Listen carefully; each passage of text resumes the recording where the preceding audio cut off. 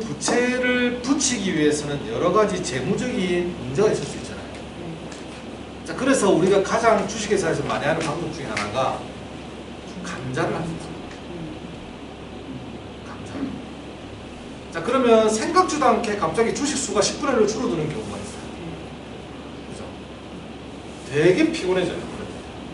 우리 유상증자, 무상증자도 증자하기 그 시즌쯤에 공백이라는 게 있어요. 계좌가 비어있는 것처럼 보이는 거죠. 근데 굳이 그럴 필요가 있느냐라는 거죠. 그래서 만약에 이 종목을 내가 가격이 적당하고 불확실성이 해소되는 시점에서 샀는데 한 30% 줬다. 저는 그냥 그걸로 만족하셨으면 좋겠다. 아니면 내가 번 수익만큼만 남겨놓고 엑시트. 그것도 괜찮을 겁니다. 그러니까 내가 뭐 100만 원 벌었다. 100만 원 벌었으면 번 돈만 남겨놓고 내가 원금만 빼는 거예요. 차후의 일은 알 수가 없잖아요. 그러니까 이제 지금 우리가 전략은 이래요. 회사가 결론적으로는 매각이 되든 아니면 매각이 안 돼서 재판 결과가 안 좋게 나와서 매각이 안 되든 어느 시기든 결론이 나오겠지만 그 결론이 좋든 안 좋든 이건 의미가 없다. 의미가 없고 그 의미보다는 어쨌든 불확실성이 해소가 됐기 때문에 거기에 대해서 시장은 기대감이 반영이 될 것이다. 그죠? 이때까지 그려왔습니다. 자, 그러면 그 기대감 이후에는 우리가 결혼하기 전에는 기대감이 엄청나게 커지잖아요. 전날 밤 잠도 못 자요. 자, 결혼 후에는 어떻습니까? 일상으로 들어옵니다. 일상. 그런데 이 회사의 일상을 보면 지금까지 해왔던 인수하려고 했던 회사들이 주저하는 모습을 보였다. 왜? 숨어있는 부채, 그 다음에 고용 문제, 지금 현재 코로나 상황, 개선되지 않는 실적, 여러 가지의 악재들을 다 같이 갖고 있다. 이런 상황에서 우리가 투자를 한다라고 했을 때 그건 제정신이 아닌 거죠. 그렇지 않습니까? 자, 그런데 우리한테는 10에서 30% 안의 범위의 수익률을 준다라는 가정하에 그 목표로 그냥 들어가는 겁니다. 단기적으로. 그러면 오늘보다는 내일이 기대 심리가 더 좋겠죠. 주가는 오를 수도 있어요. 그러나 종가에 보면 아니면 그 25일 날 보면 주가가 하락할 수도 있어요. 변동성이 왔다 갔다 할 수도 있어요. 그렇죠? 그러면 우리가 사야 할 때는 올라갔을 때 사는 게 맞느냐? 아니면 떨어졌을 때 사는 게 맞느냐? 자, 여러분들 입장에서 제가 여쭤볼게요. 떨어질 때 사는 게 맞을까요? 올라갈 때 사는 게 맞을까요?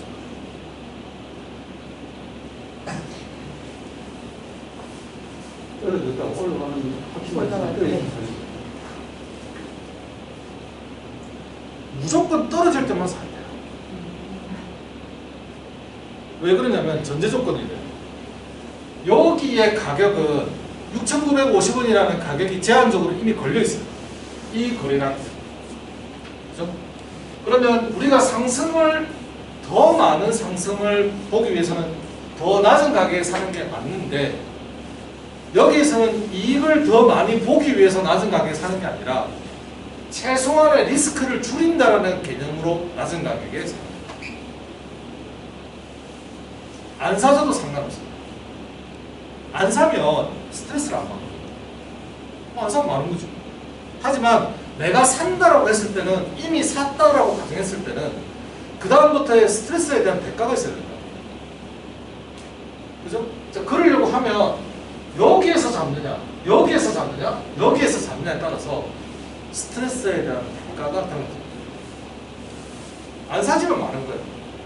하지만 내가 샀다라고 가정했을 때는 그때부터는 스트레스에 대한 대가가 분명히 있어야 돼요. 그죠? 자, 그래서 현재 이 가격에서 내일은 기대심리로 의해서 움직일 수도 있다. 하지만 빠진다면 매수 타이밍이 될 수도 있고 만약에 당일날 아래 위로 많은 변동성이 있을 수 있다. 왜냐하면 이 종목 자체가 거래량이 원래 한번 터질 때는 있었던 종목이었기 때문에 요 기업들에 보면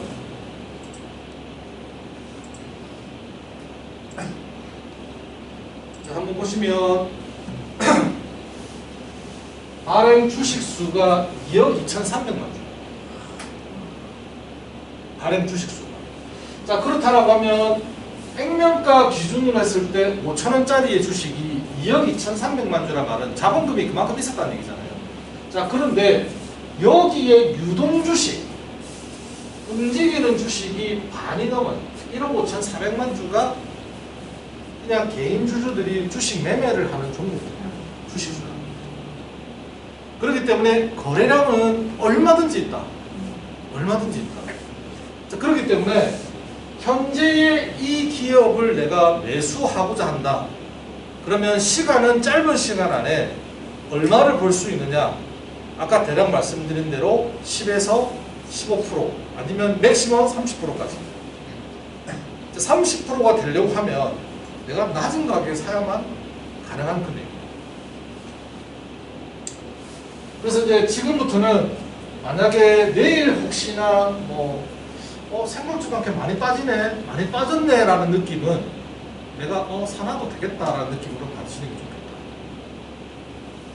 그 다음에 많이 올랐다. 그러면 그 다음날 재판 결과가 어떻게 나올지에 따라서 계속 유동적으로 움직일 거예요. 그래서 그날 저가만 계속 확인하시면 됩니다. 그때 한번 1900 보내놓고 한 주 가지고도 아래 위로 움직이는 거 확인만 합니다. 확인만.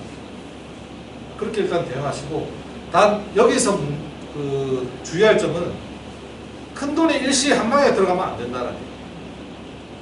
절대 메인 자금이 한 방에 들어가서는 안 된다.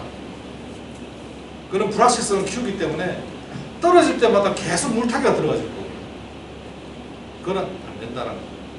그러다가 혹시라도 이제 재판 결과 끝이 나고 그 다음부터 갑자기 상황이 급박 바뀌면서 감자 절차 들어가겠다.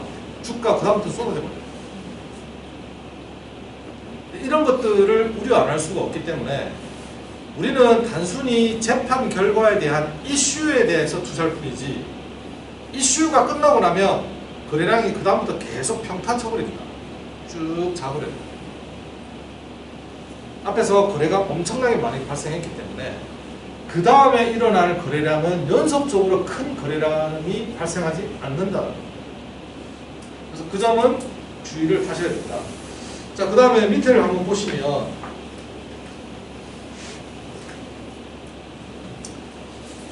이게 이제 회사의 기본적으로 회계 기준에, 국내 회계 기준에 맞춰져 있는 재무상황입니다. 그런데 보면 매출액이 2018년도가 고점을 탁 찍고 그때 영업이익이 발생했어요. 282억. 자, 그 다음부터 작년에 4,400억 적자, 올해 예상이 3,100억 적자. 자, 그 다음에 또 적자가 있다. 자, 이런 상황에서 보면 부채 비율은 지금 현재 2200%, 2300%. 6월달 우리가 2, 4분기 올해 보면 현재 부채 비율은 한 1200% 정도 예상을 하고는 있는데, 현재 기준점에서 보면 대기업 기준으로 해서 연결 재무제표로 해서 부채 비율 250% 맥시멈까지는 용납이 돼요. 200%가 초과할 때부터는 채권단의 간섭을 받기 시작합니다. 그런데 지금 1200%. 발등에 불 엄청나게 떨어졌어요. 근데 여기에 없는 숨어있는 부채도 분명히 있을 수 있다는 얘기예요. 자, 그래서 이러한 채무를 줄이기 위해서는 채권단과 주주가 공동적으로 하는 방법이 뭐냐면 감자라는 방법을 쓴다는 거예요. 괜히 가만히 있다가 당할 수도 있어요. 그죠? 그래서 이런 종목에 투자를 할 때는 이슈에만 투자를 하고, 이슈가 소멸됨과 동시에 나는 엑시트를 해야 된다. 맹금화를 해야 된다. 이거 말고도 사건은 엄청나게 많아요.